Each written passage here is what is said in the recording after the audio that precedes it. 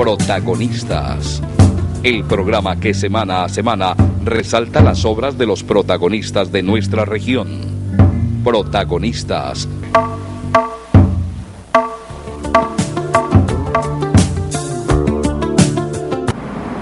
Amables televidentes, buenas noches. La Corporación Cívica Daniel Aguilar Secán y su programa Protagonistas los saluda una vez más en la sala de su casa, en su lugar de descanso, para traerles una nueva entrevista semanal. Hoy estamos de nuevo con el abogado Alonso Cruz. Él es un prestigioso abogado, experto en derecho público, experto en derecho internacional humanitario, en el derecho administrativo, que ha adelantado varias causas colectivas en la región defendiendo los intereses de la ciudadanía. Y también es una persona que tiene una probada capacidad de análisis sobre los diversos temas de la coyuntura nacional y regional. Por eso lo tenemos hoy aquí, para, además de saludarlo, pedirle que converse con ustedes y conmigo sobre algunos temas muy interesantes. Buenas noches, Alonso, muchas gracias por estar aquí. Doctor Tejada, muy buenas noches, amables televidentes. Complacido de estar acá nuevamente. Entonces entremos en materia, mi querido doctor Cruz. La semana pasada terminó con la aprobación por el Congreso de la República del Marco Legal para la Paz. Este Marco Legal para la Paz tiene defensores y tiene detractores. Quienes lo defienden con el concepto de que hay necesidad de crear una especie de justicia alternativa o justicia restaurativa o alternatividad judicial, que llaman ustedes los abogados, que le permita al gobierno, al ejecutivo en algún momento determinado, no aplicarle el Código Penal, sobre todo a algunos de los personas vinculadas a este tipo de actos relacionados con la guerrilla, básicamente, para que a cambio de confesión, a cambio de reparación, a cambio de comprometerse con la denuncia de dónde están las fosas comunes, de no secuestrar más gente, etcétera, no se les aplique pues entonces la pena privativa de la libertad como un mecanismo que le permitiría al gobierno tener un as en la mano para comenzar a llamar a los dirigentes de las guerrillas y decirles: vengan, sentémonos a negociar.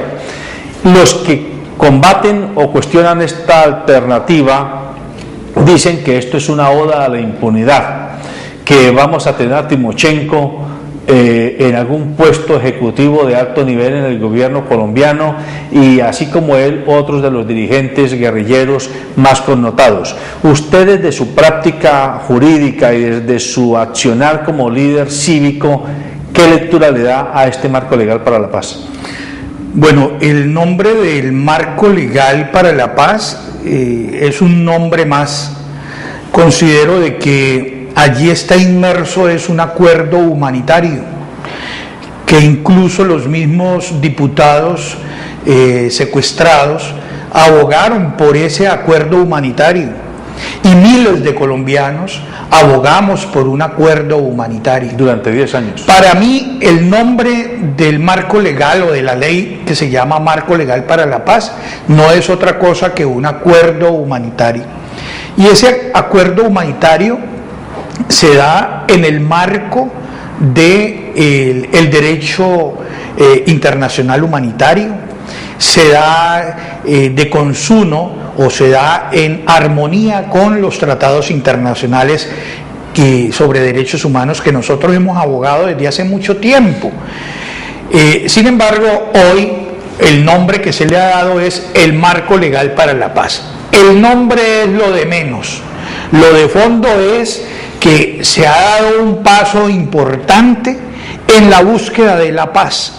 Si en otrora época, con la Ley de Justicia y Paz, se dio un paso para buscar la paz con los paramilitares, hoy se está dando un paso para buscar la paz con la guerrilla, con los movimientos insurgentes alzados en armas. Siempre que abogamos por el acuerdo humanitario, se nos decía de que no había la posibilidad constitucional ni legal para hacerlo. Hoy, Con este mecanismo ya no hay excusa. Con este mecanismo se puede lograr hacer un acuerdo al margen, como tú lo decías, del Código Penal. Personas que ya están condenadas pueden salir en libertad. Personas que tienen proceso penal pueden cesar si se llega a un acuerdo. Pero ese acuerdo es de parte y parte. Si yo voy a conciliar con ustedes, si voy a conciliar con una persona, pues tengo que ceder de mis intereses, y la otra persona también tiene que ceder en sus intereses para que haya un acuerdo, para que haya una conciliación. Ese es el marco legal para la paz.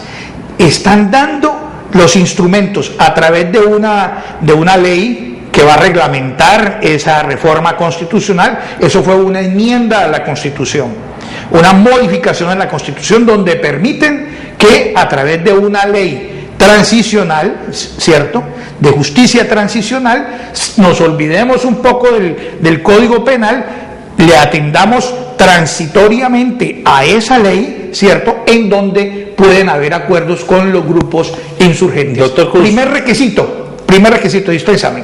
Primer requisito es que la guerrilla, los insurgentes, liberen a todos los secuestrados. Le pregunto, para quienes plantean el temor de que mañana tengamos a Timochenko, a Catatumbo, a Iván Márquez en algún puesto ejecutivo o algún puesto en el Congreso, ¿usted qué tiene para decir? Mire, pues es que tenemos a Rosenberg Pavón, Antonio Navarro Wolf, a Jorge Iván Ospina, a tantos que han pasado por la administración, se tienen que someter a la justicia colombiana. Permítame, el interpelo, pero se supone que a ellos, a Rosenberg, a Antonio Navarro, a Gustavo Petro, no se les había hecho acusaciones por crímenes de lesa humanidad, y a estos dirigentes guerrilleros sí. ¿Allí qué pasa? El marco legal para la paz es un régimen, cierto, constitucional, que permite establecer una normatividad especial transitoria. Obviamente que solamente va encaminada a aquellos que están levantados en armas. No puede ser la delincuencia común. Pero eso no impide que se apliquen, si se han violado, si hay delitos de lesa humanidad, que el Tratado de Roma, ¿cierto?, el derecho penal internacional pueda ejercerse en cualquier momento. O sea, esto es un acuerdo interno, obviamente que basado en normatividad internacional, pero si hay delitos de lesa humanidad, esto será la justicia penal internacional. Para que nuestros televidentes lo comprendan claramente, los delitos de lesa humanidad, y usted me corrige, tienen que ver con genocidio, con reclutamiento de niños, de menores de edad, con atentados terroristas indiscriminados. ¿A eso se refieren? Sí, exactamente. Perfecto. Será la justicia internacional la que pueda juzgar esos delitos, pero mientras tanto hacemos un acuerdo interno, un acuerdo nacional, para efectos de que podamos saborear, o por lo menos podamos tener una aproximación a la paz tan necesaria en este país. Bueno, a la par con este marco legal para la paz, también en el contexto de la reforma a la justicia, se discute qué pasa con el fuero militar, qué pasa con los militares que de alguna forma son también condenados por haber participado en acciones militares en ese contexto del conflicto. Frente a eso, ¿qué tiene para explicarnos? De acuerdo a la exposición de motivos que se ha generado para este marco legal de la paz, a esta reforma constitucional, aquellos delitos cometidos por la fuerza pública no están involucrados acá. Aquí se está hablando claramente que son para aquellos alzados en armas, no para los que tienen las armas como un instrumento legal para la defensa de la soberanía lo que quiere o del decir orden público nacional. Que los militares que se vean incursos en problemas de delitos penales, como los falsos positivos, entran a la jurisdicción ordinaria. Por supuesto. Es decir, para ellos no podría haber una justicia transicional como la que se ha estilado con el marco legal para la paz. ¿Y el fuero militar seguirá siendo aplicado para actos al interior de las guarniciones militares? Por supuesto, ellos tienen una justicia penal militar. Que no va a amparar falsos positivos, ni genocidios, ni masacres, ni nada por el estilo. No, que va a juzgar ese tipo de delitos, que va a juzgar. Es la justicia ordinaria para los militares, así como existe la justicia penal ordinaria para los delitos comunes. Hoy hay, con el marco legal para la paz y con la ley que se aprueba en el Congreso de la República, una normatividad transicional, transitoria, pro tempore, para aquellos grupos alzados en armas, donde nos vamos a olvidar un poco o nos vamos a olvidar del Código Penal por unos momentos, por un espacio. Sí, dígame una cosa, de acuerdo a su experiencia como jurista, ¿cuál es su pronóstico? ¿Vamos a tener negociación de paz en Colombia o esto simplemente va a quedar allí como una especie de as bajo la manga para un hipotético uso en las postrimerías del actual gobierno o cosa parecida? Yo quiero ser positivo en esta oportunidad. Yo no he creído mucho en la reforma de la justicia. En su momento tampoco, como ahora, no creo en la ley de reparación de víctimas, no creo. Pero nosotros hemos abogado por un acuerdo humanitario. Esa es la oportunidad para que ese acuerdo humanitario se dé, para que los secuestrados en todo el país vuelvan a sus hogares. ¿A costa de qué? A costa de un acuerdo, de la liberación de algunos guerrilleros, ¿cierto? Pero con el compromiso de que no pueden volver a delinquir, que se debe acabar ese movimiento alzado en armas, así como se acabó el M-19 o el Quintín Lame o el EPL. Bueno, ¿y qué vamos a hacer en Colombia con las llamadas bandas criminales, que son de alguna manera otro vestido con el que se muestran los grupos paramilitares y los grupos de narcotraficantes? Es que es un inconveniente. Ya hubo la ley de justicia y paz para precisamente los paramilitares. Considero de que eso no produjo los resultados que se esperaban. Hoy estamos muy optimistas con este marco legal para la paz, con esta justicia transicional. Yo no le quiero dar cabida al escepticismo con esta norma, no quiero darle cabida. Aspiro de que podamos tener un vestigio de paz en este país. Anhelamos la paz, queremos la tranquilidad. En este país se ha vuelto invivible.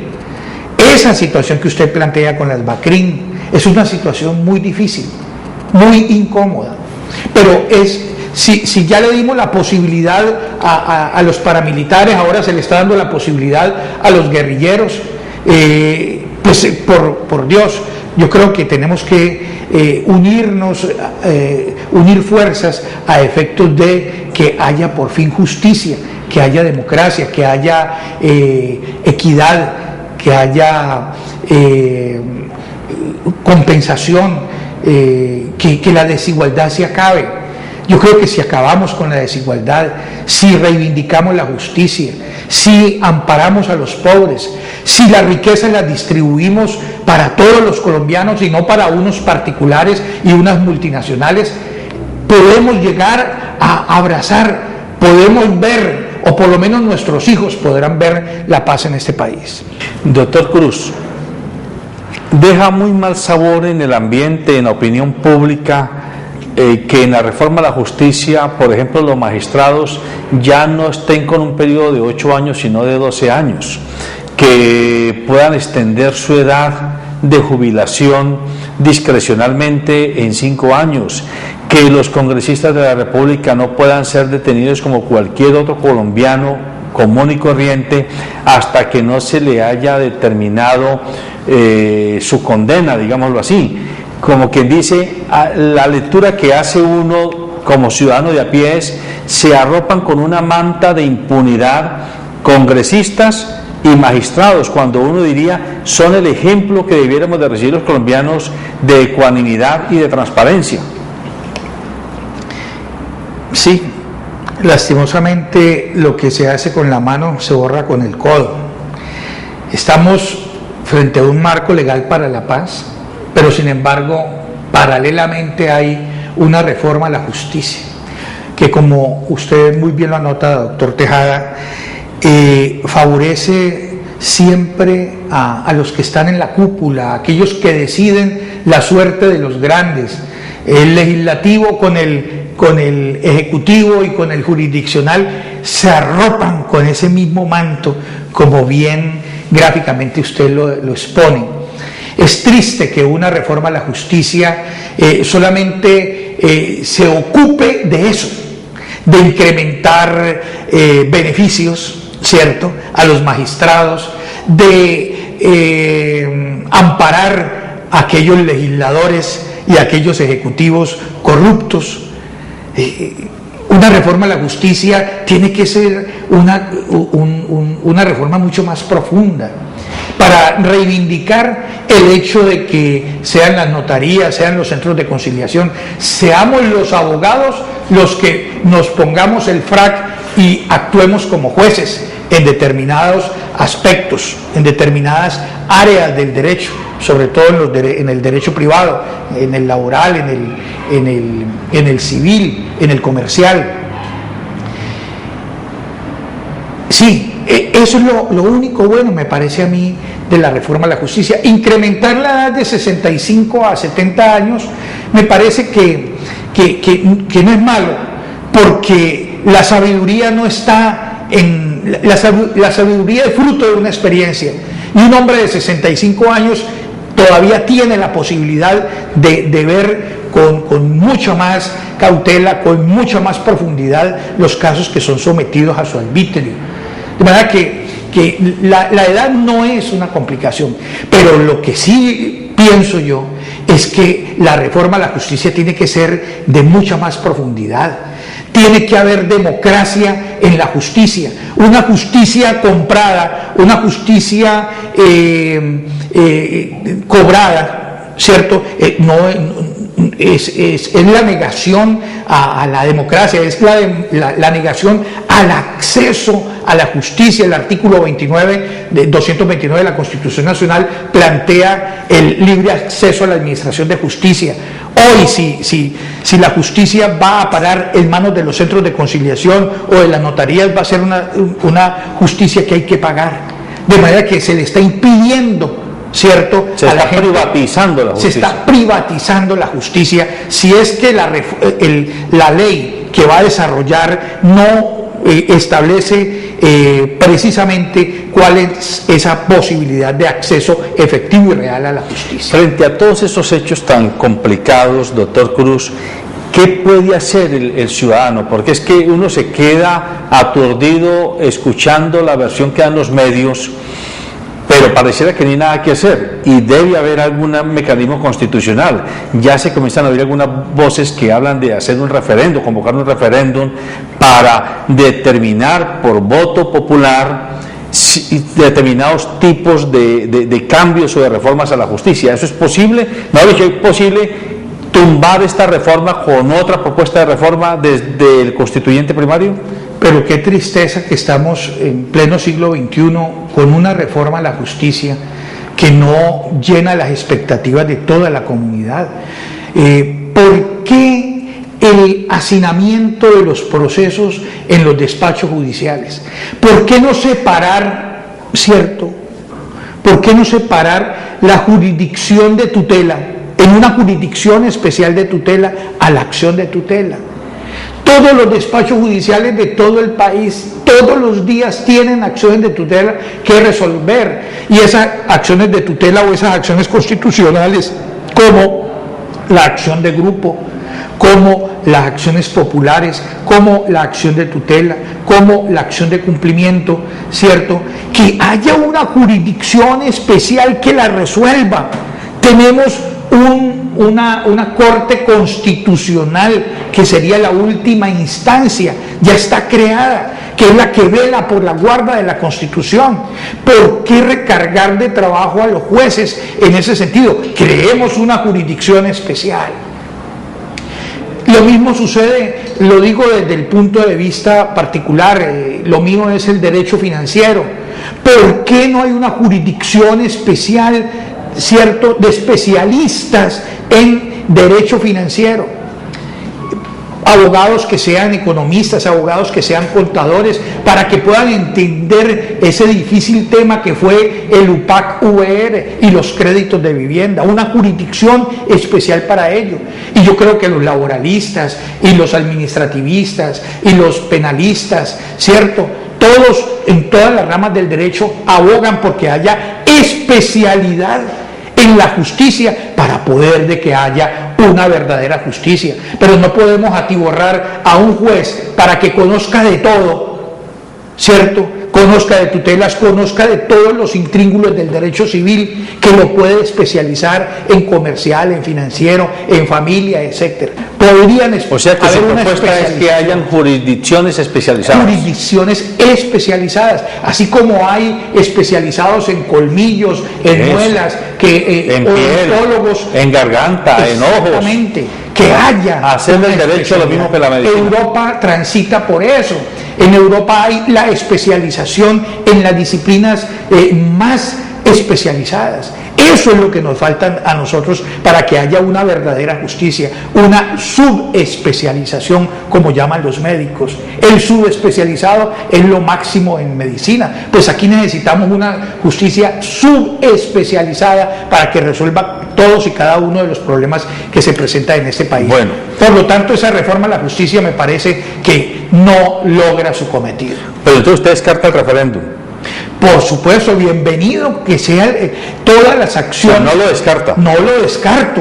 Abogo por él, porque la reforma a la justicia no se puede hacer en los escritorios de Bogotá. Correcto. Aquí han habido mesas de trabajo que parece ser que no se han escuchado. Una mesa de trabajo creo que la hubo con la decanatura de la Universidad Santiago de Cali, con el doctor Ríos, si no me equivoco el nombre de él, y con el doctor José Freddy Restrepo, que es el director del área de penal de la Universidad Santiago de Cali. Creo que hicieron una mesa de trabajo, pero parece ser de que el Congreso no escucha.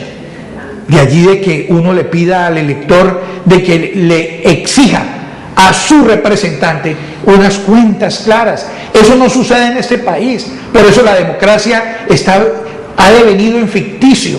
El representante nuestro nunca da una orientación o nunca da un informe sobre su gestión. Parece ser de que se nombran como representantes al Congreso de la República, como senadores al Congreso de la República, y es lo que a voluntad de ellos se decida. El pueblo allí no tiene ninguna opinión ni ninguna exigencia por parte o para con ellos, que son sus representantes en esta democracia. Permítame hacer un cambio de tercio, como dicen los taurinos ahora que están tan de moda con el cierre de las plazas de toros. Caso Sigifredo López. Usted ha estado muy cerca de Sigifredo López por razones de amistad personal, pero también por razones jurídicas, y tiene información cercana al estado del proceso.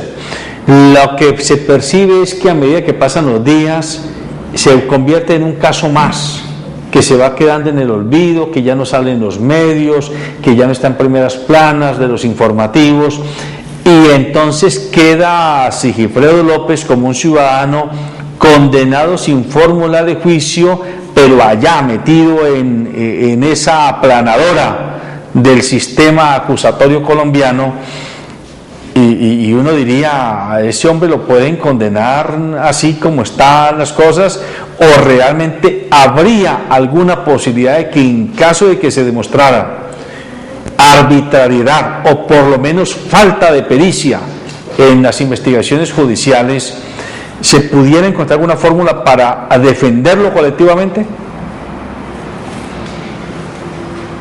Por supuesto, todas las acciones están a la orden del día, al orden del día.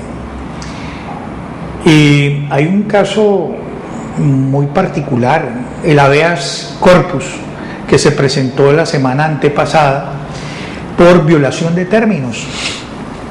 Cuando se cambia de fiscal o cuando se traslada a otro fiscal, los términos se duplican.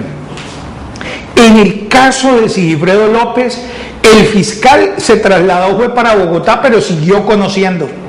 Y se trasladó al sindicado, al doctor Sigifredo, se trasladó a Bogotá. Luego, los términos no podrían duplicarse, de acuerdo a la ley 600 en materia penal.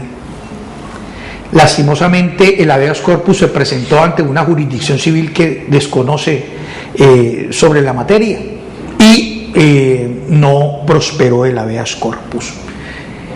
¿Qué queda allí?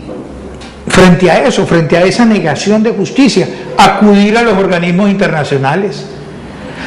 Estamos preparando una medida cautelar, ¿cierto?, para presentar ante la Comisión Interamericana de Derechos Humanos. Si la justicia colombiana no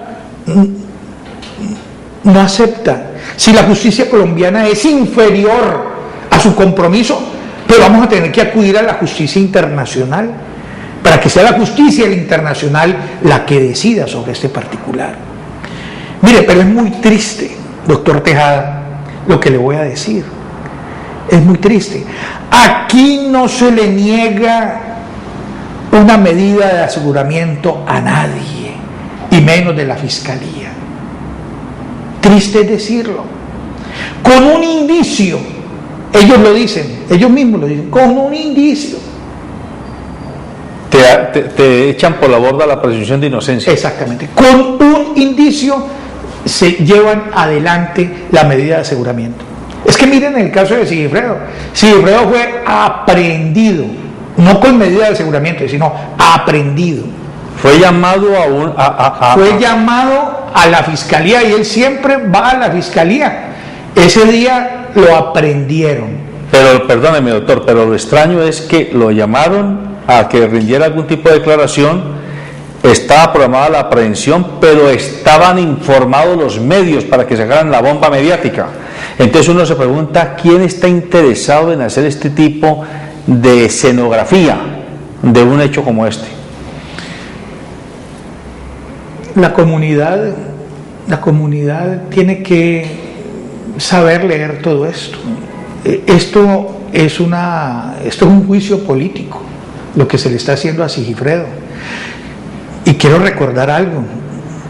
Sigifredo fue de los diputados que habló del acuerdo humanitario. Claro. Y en las pruebas de supervivencia, Sigifredo siempre le pidió al presidente Uribe el acuerdo humanitario. Y hoy, coincidencialmente, para la fecha de aprehensión del doctor Sigifredo, se estaba discutiendo el marco legal para la paz, que, como he explicado aquí, es un acuerdo humanitario. Y hay otro tema que a mí me preocupa como periodista. ¿Cómo puede ser posible que los periodistas, con el argumento de que tenemos la facultad de conservar la privacidad de nuestra fuente, hagamos negocios evidentes como el que se hizo con alguien que filtró el video acusatorio de Sigifredo López a través de una cadena nacional que pagó plata importante por ese video sin que el defensor de Sigifredo lo conociera siquiera?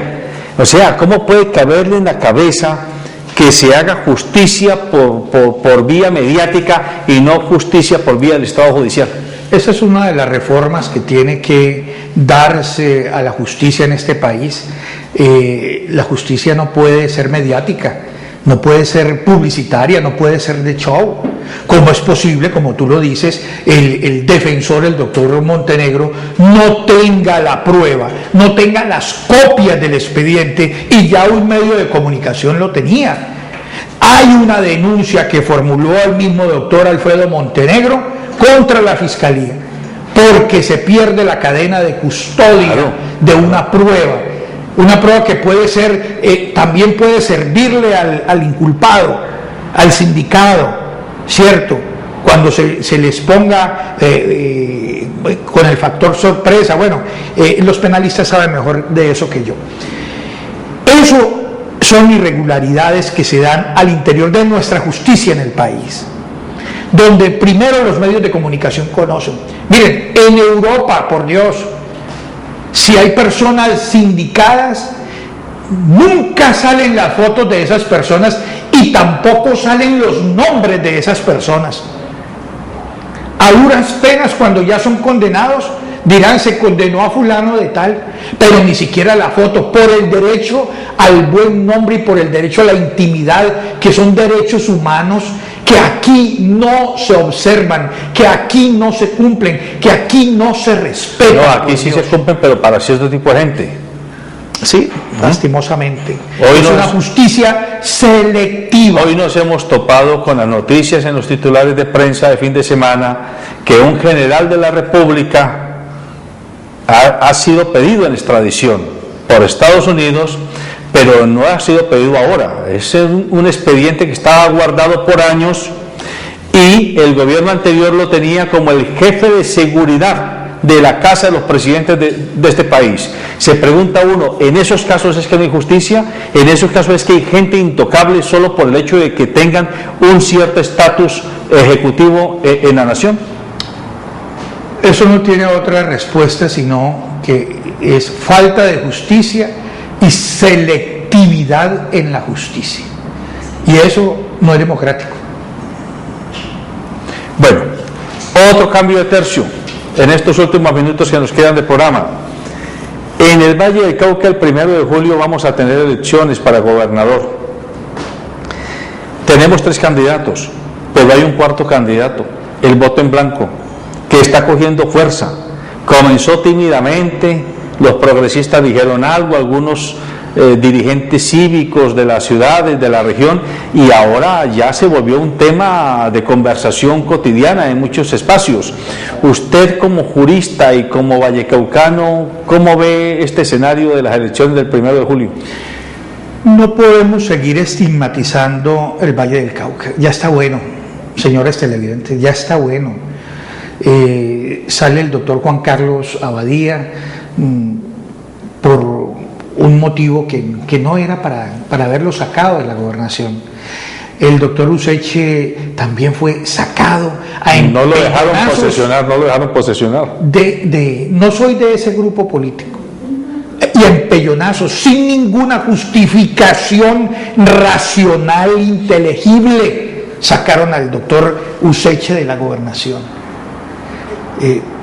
Por Dios, elijamos, lo del voto en blanco, muy respetuoso, por cierto, pero otras elecciones, si gana el voto en blanco, hay nuevas elecciones, hay nuevas inversiones por más de 20.000, 25.000, 30.000 millones de pesos.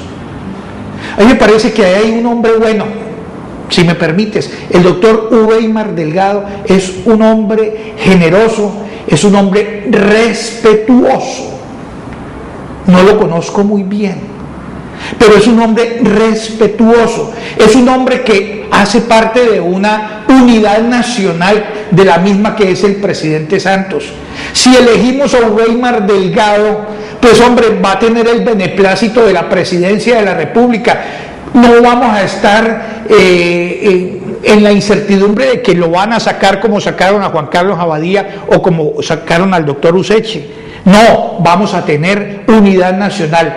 Yo no soy conservador, pero sé que ese señor es un hombre respetuoso, es un hombre sensato, es un hombre con el cual puede manejar la gobernación conjuntamente con la presidencia de la República, y eso ya es mucho ganar. Bueno, este es un punto de vista muy interesante porque quienes están planteando la campaña del voto en blanco están diciendo que, por el contrario, la candidatura de Obeymar Delgado y la de los otros dos candidatos, o por lo menos la de Obeymar Delgado, que es la de la Unidad Nacional, es una candidatura impuesta, sin ningún tipo de consulta a las bases de los partidos que están en esa Unidad Nacional, e independientemente de lo que signifique el candidato como persona, se está cuestionando ese proceder político. Pero usted tiene razón, esto va a implicar más tiempo de alargue y más plata y más desprestigio para el Valle del Cauca. Ese llamado a que escojamos entre uno de los candidatos el que mejor nos parezca puede ser interesante, pero de todas maneras no podemos desconocer que hay voces de opinión muy fuertes empujando el voto en blanco.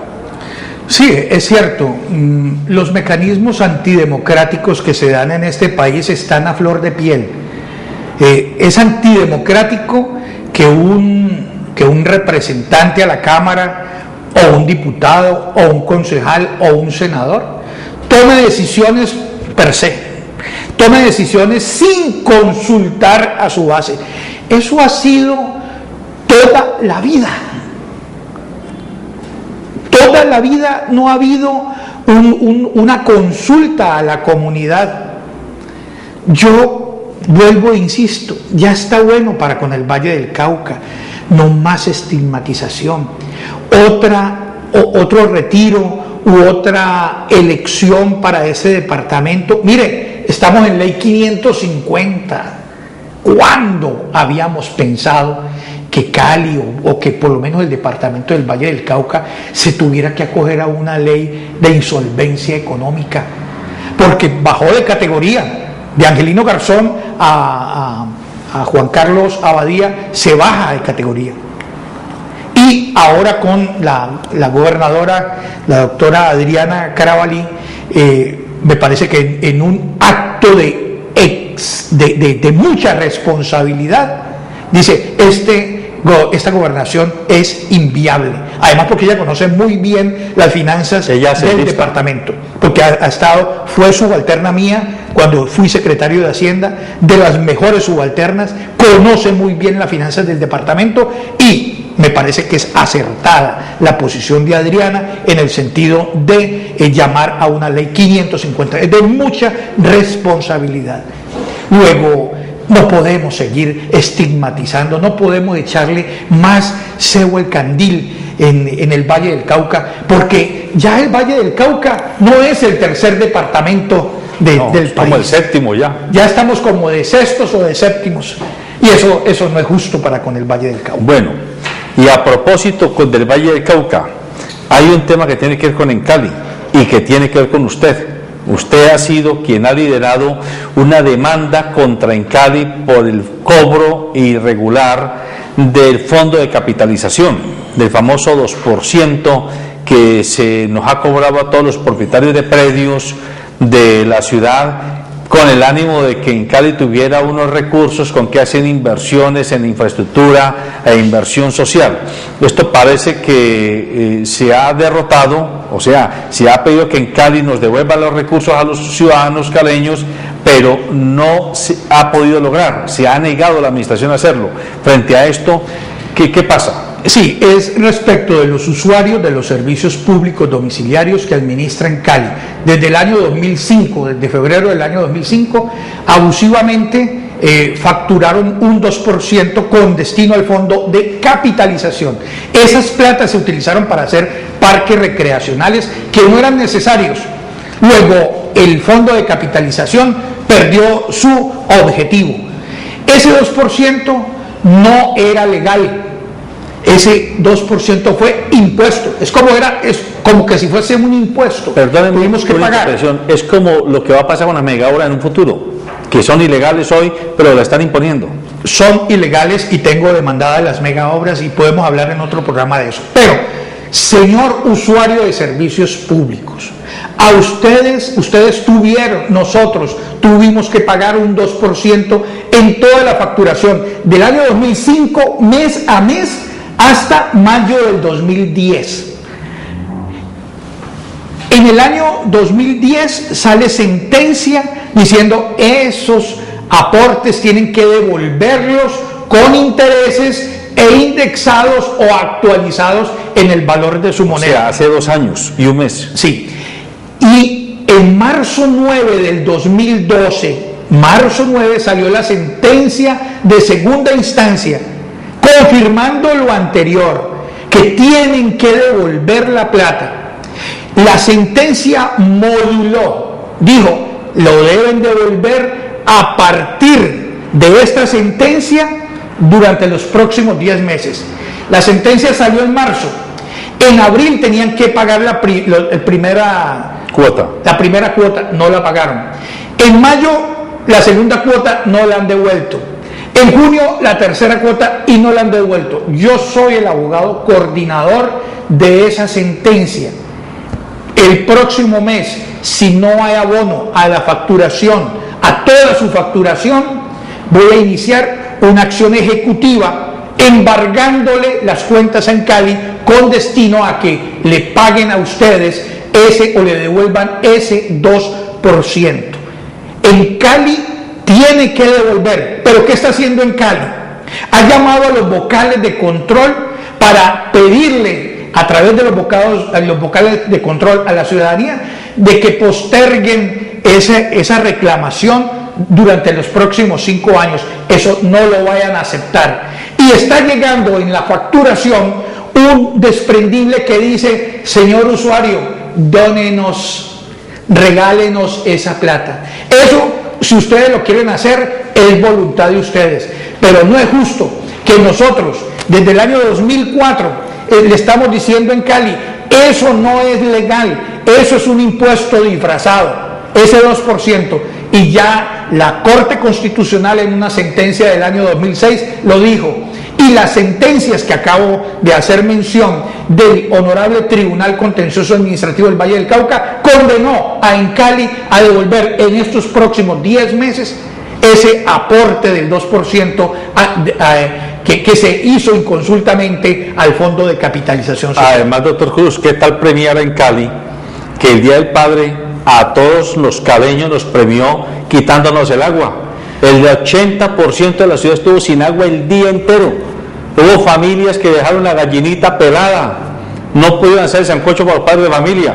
A mí por lo menos ese día me tocó ayunar, yo no tuve que comer. Es que no olviden, señores usuarios, acuérdense de Cercali, que desconectaba abusivamente, cambiaba los contadores sobre el bolsillo de los usuarios. Y ahora lo siguen haciendo, siguen cambiando los medidores. Siguen desconectando, siguen aumentando los precios, y ahora en Cali está pidiendo de que les donen esos dineros. Es su decisión, pero me parece que no es justo que se haya utilizado sus recursos para hacer parques lineales, cuando un fondo de capitalización es para capitalizar la empresa, para hacer obras de infraestructura que no tienen muchos barrios en la ciudad. De manera que no es justo, señores usuarios. Hay que reclamar ese 2%. Soy el abogado coordinador de esa acción de grupo que lo favorece, a más de 600.000 usuarios en la ciudad. Y estamos abogando porque sea más temprano que tarde. El próximo mes tienen que comenzar a devolver esos valores a ustedes, señores usuarios, de los cuales aportaron un 2% de toda la facturación en forma arbitraria e inconsulta.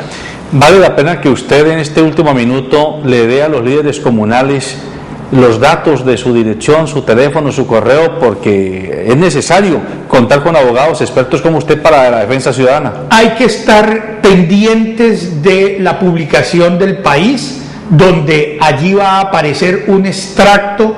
Creo que el domingo pasado hubo un resumen de la sentencia en el País, pero en estos próximos domingos va a salir la parte resolutiva de la sentencia. Allí y se indica qué es lo que debe hacer cada usuario.